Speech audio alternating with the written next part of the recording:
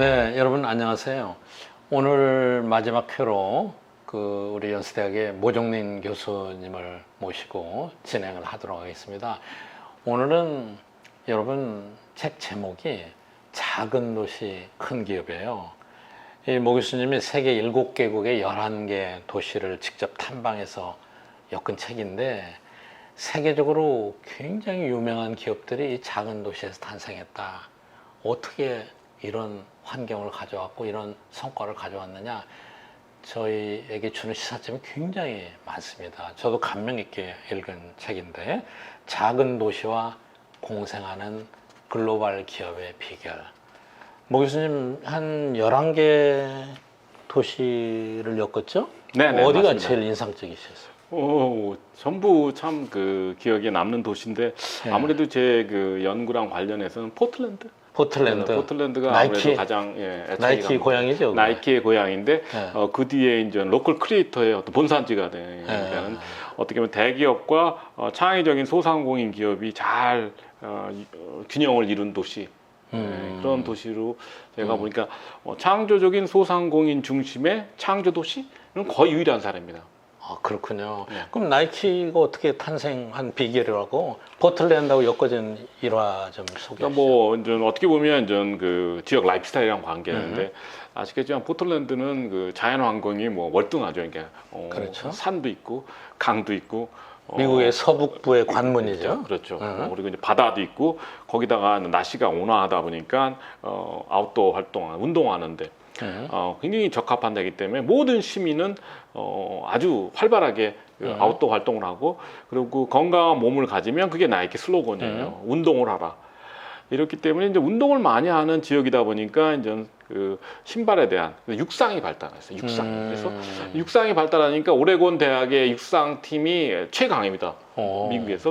그리고 올림픽 육상 훈련장도 포틀랜드에 있고. 아, 그렇군요. 근데 그 코치가 빌 버만이라는 코치가 아무리 보더라도 신발은 자기가 더 잘 말 수 있을 것 같아요.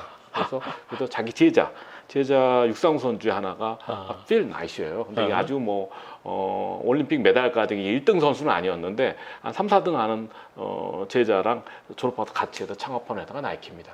그러니까 그 지역 문화가 없었으면 탄생할 수 없는 그런 기업인 거죠. 네. 나이키는 일화 굉장히 많죠. 네. 제 기억에는 이제 유명했던 그 농구 선수 조던. 그렇죠. 조던의 운동화로 나이키가 대단했었죠. 에어 조던에서 네. 그 브랜드로 이제 완전히 글로벌계로 도약했죠. 그렇게 된 거죠. 네, 예. 그 신발을 살려고 장사진을 쳐고 대단한 인기를 끈. 네. 요즘에도 나이키는 대단히 큰 우량 기업인 것 같아요.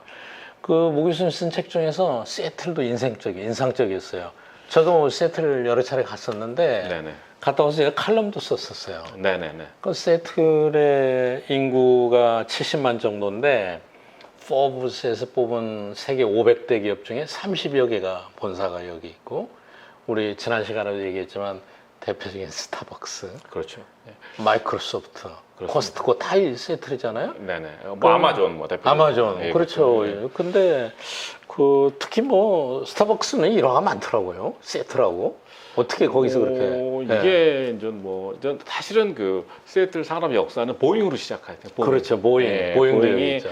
이제 거기가 이제 거의 절대적인 어떤 위상을 갖고 있었는데, 이제 쇠락하기 시작하면서 본사도 옮깁니다. 시카고로. 보잉이 더 이상 시애틀에 없는데, 그러면 이제 도심이 공동화되기 시작하니까 대안을 찾아가면서 새로 개척한 산업들인데, 그런데 이게 이제 하이텍. 한편은 하이텍인 거죠. MS나 아마존. 그리고 또 어떻게 보면 라이프스타일 산업, 스타벅스, 코스코 이런 양립돼 있는데, 그럼 누가 먼저냐지가 이게 굉장히 사실은 흥미로운 거예요. 근데 저는 보면 역사적으로 보면 시애틀이라는 도시가 일단은 군사 도시. 이기 때문에 거기에 이제 항구가 있기 때문에 유니버스 워싱턴 중심으로 하이텍 클러스터는 그렇죠. 항상 있었어요. 네. 그리고 또 이제 보잉이 많이 지원해줬기 때문에 에어로스페이스 쪽으로.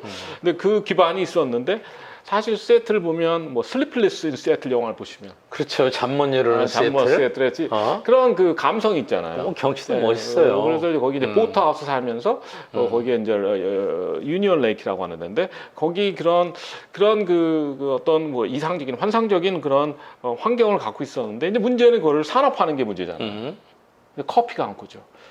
그러니까 이게 단순히 뭐 어떤 뭐 이렇게 환경만 좋다고 그래서 거기가 경제 중심지가 되는 게 아닌데. 그러니까요. 근데 이제 왜 커피냐 했을 때 스타벅스가 오기 전부터 거기는 커피를 많이 마시는 도시예요. 그래요. 근데 사실은 커피가 시애틀에서 생산되는 것도 아니고 그렇죠. 커피점은 서울에도 유치할 수 있잖아요. 네네. 근데 어떻게 시애틀이냐 이거죠. 그렇죠. 근데 거기가 날씨 자체가 그러니까 우리가 자꾸 미국이 시애틀 좋다는 거 여름에만 가서 그런 거예요.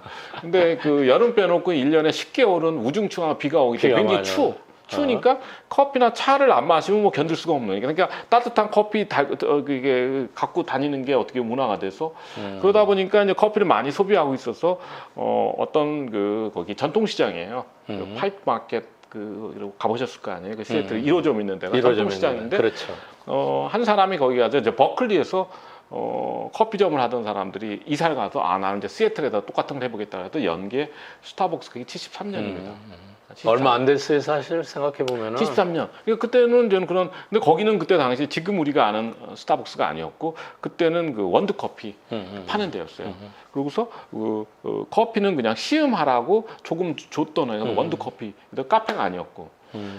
그런데 80년도에 뉴욕에서 커피 기계를 팔던 하월 슐츠가 이상하게 슐츠. 그 작은 그 가게에서 기계 주문을 많이 하니까 내가 한번 신기하다고 가봤어요.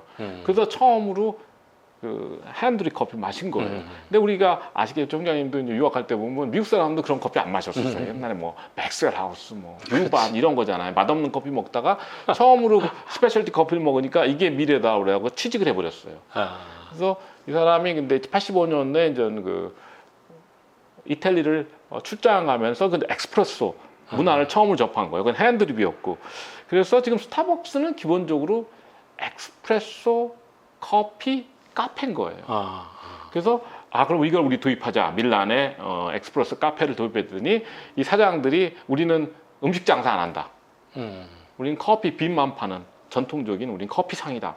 그래서 나와서 독립해서 일 지원할래라는 그런 스타벅스 전신을 창업하는데 87년에 그 오리지널 스타벅스 사장들이 버클리로 돌아가요. 그때 이제 피치 커피가 매물로 나오니까 자기네 피치 커피를 인수하려고. 근데 지금 어떻게 피치 커피도 이게 이제 뭐 아주 굴지의 커피 기업이에요. 피치 커피 샌프란시스코에. 그거를 가서 인수를 하고 그러면 스타벅스는 하워드 슐츠 당신이 하라 해서 우리가 아는 스타벅스는 87년에 탄생을 했기 때문에 제가 보기에는 그런 어떤 그 시애틀의 커피 문화의 연장선인 거지 이게 뭐 하늘에서 떨어진 건 아니다. 그렇게 이해하시면 좋을 것 같습니다. 그러니까 그 주변의 배경, 기후 또 실주라는 사람이 문화, 기업가 정신, 네. 그게 결합돼서 성공한 건데 근데 아까 얘기하신 대로 시애틀은 커피뿐만이 아니라 첨단 기업도 있고 여러 기업이 공존하잖아요. 그렇게 보면은 시애틀이 다른 도시에 비해서 어떤 정책적인 측면이나 어떤 제도적이나 교육이나 이런 게 좀 다른 측면이 있는 거 아닐까요? 뭐 그런 것도 중요했겠지만 이제 이게 중요한 건 밀레니얼이나 어떻게 뭐 창조 클래스, 커피, 베이커리, 식문화가 음료 문화가 중요하니까 이게 삶의 질이 높다니까 힙해진 거죠. 시애틀이. 그러니까 저는 하이텍 기업이 들어왔다고 보는 게 맞다는 게 순서가. 그러니까 거기에 삶의 질이 좋아지고 도시 어메너티라고 그래요. 이런 게 들어가니까 그 다음에 인재들이 모여서 이런 기업을 창업했다는 게 맞지 기존 기업이 들어온 게 아니잖아요. 새로 만들어진 거죠, 다들. 그렇죠. 네, 그래서 그런 그 창조 도시 어떤 창조 문화에서 이런 골목 상권 문화, 이런 도시 문화가 굉장히 중요하다는 거죠. 참 대단해요. 근데 최근 한국에서도 상당히 사람들이 많이 가고 있는 것 같은데 이케아. 네네. 그것도 아주 세대네. 도시 이름이 알롬홀트던가 아주 발음하기 힘든 곳인데. 알롬홀트. 네네. 어떻게 그런 데서 또 이케아 같은 대단한 기업이 이것도 나왔어요? 보면 전 어떻게 보냐면 굉장히 시골 도시로 알고 있는데. 시골이니까는 상가가 없으니까 이제 가구 장사를 하고 싶어 했어요. 근데 농부밖에 없고 가난한 농부밖에 없으니까 일단 싸고 어떻게 보면 편리한 가구가 만들기를 작성해야 되니까. 근데 이제 자기네가 매장 같은 개념이 없다 보니까 메일 오더로 시작한 거예요. 그래서 메일 오더를 하려면 어떻게 돼요? 캐탈로그를 만들어야 되잖아요. 그렇지. 그러니까 지금 뭐 전 세계적으로 유명한 어떤 이케아의 아이콘인 그 캐탈로그는 메일 오더 비즈니스 시작했기 때문에 만든 거예요. 자, 그래서 이제 매장을 그럼 우리가 필요하니까 사업이 커지니까 그럼 매장을 하려니까 거기는 뭐 상가되는 게 없으니까 벌판에다 크게 한 거고 사람들이 트럭 타고 와야 될 거 아니에요. 멀리서. 그러니까 점심을 주기 시작했어요. 그래서 그 식당이 처음부터 들어가 있었어요. 그리고 이 사람들이 그때는 뭐 택배 이런 게 없으니까 편리하게 갖고 가라고 그래서 조립식 가구를 만든 거냐면 어떻게 보면 지금 이케아의 그 핵심 비즈니스 모델은 그 현지 어떤 시장에 최적화된 모델인데 이거를 해외로 갖고 가면 하나도 안 바꾼 거죠. 그러니까 이 어떤 그 이케아의 기본 혁신은 지역 문화의 어떤 지역 그 시장에 대응하기 위한 모델이었는데 그게 어떻게 보면 세계의 중산층 소비자가 늘어나면서 전부 통했던 거죠. 그래서 그리고 우리가 이렇게 지역 문화를 모르면 이케아의 비즈니스 모델을 이해하기 어렵다. 이게 머리에서 나온 것도 있지만 지역 환경에 어떻게 보면 최적화하려는 노력의 결과다. 이렇게 저는 생각합니다.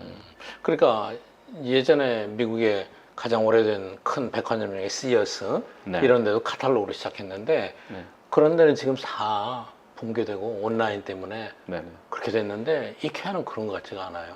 지금도 그 상황인 것 같아요.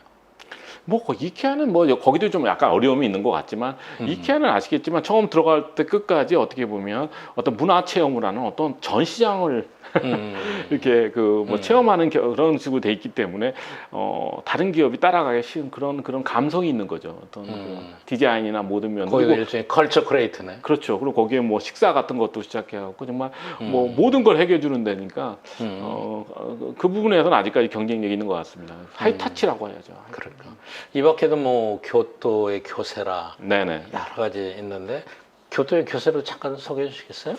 그러니까 이제 그 교토는 이제 교라고 그래서 이제 교토에 가 보면 굉장히 자부심이 많은 도시니까 자기네께 그렇죠. 다 최고라고 그래서 고도죠, 그렇죠. 굉장히. 그래서 뭐 스시도 교 스시 뭐 그리고 뭐 채소도 교 아사히 이렇게 해서 교자가 들어가면 프라이드가 있는 거라니까 교세라도 보면 세라믹인데 그러면 교자 붙이면 이게 프리미엄 세라믹이라는 데도 교세라고. 이 창업자가 처음 얘기할 때 우리는 굉장히 재밌는 얘기가 많습니다. 우리는 도쿄 시장에서 우리는 안 받아줄 거다. 그렇기 때문에 세계 시장에 먼저 가야 된다 해서 텍사스를 가서 처음으로 가서 거기 가서 그 거래를 틉니다. 그래서 어느 정도 자리 잡으니까 그제서야 일본 대기업들이 교세라 제품을 쓰기 시작했어요. 그래서 한국 상황이랑 굉장히 비슷합니다. 그런데 이 사람이 그러면 왜 교토를 강조하냐면 외국에서는 교토가 더 좋은 브랜드라는 거예요. 도쿄보다. 그래서 어떤 교토의 전통 그리고 어떤 지역 로컬리즘이랑 아주 밀접한 관계가 있는 기업입니다. 그리고 열악한 조건을 극복하고 오히려 성공한 케이스네. 그렇죠. 그걸 오히려 장점으로 활용한 거죠.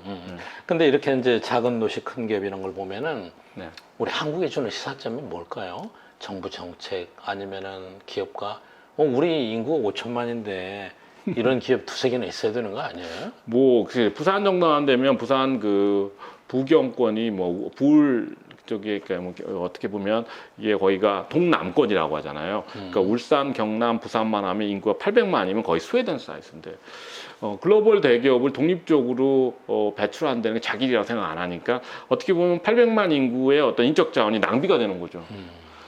그래서 우리는 부산 정도 올려고 하는 거예요. 그렇죠. 이제 부산 정도 되면 모든 산업에서 한국을 대표하는 기업이 있어야 되고 그게 수시로 나와야 되는데 그거는 수도권의 일이고 그렇죠, 수도권 대기업의 공장을 기다리는 상황이네. 이런 구조 갖고 우리나라가 어떤 단순히 균형 발전의 문제가 아니고 인구의 비수도권 인구가 어떤 창조 인력으로 제 역할을 못하게 되면 나라 전체가 어려워지는 거죠.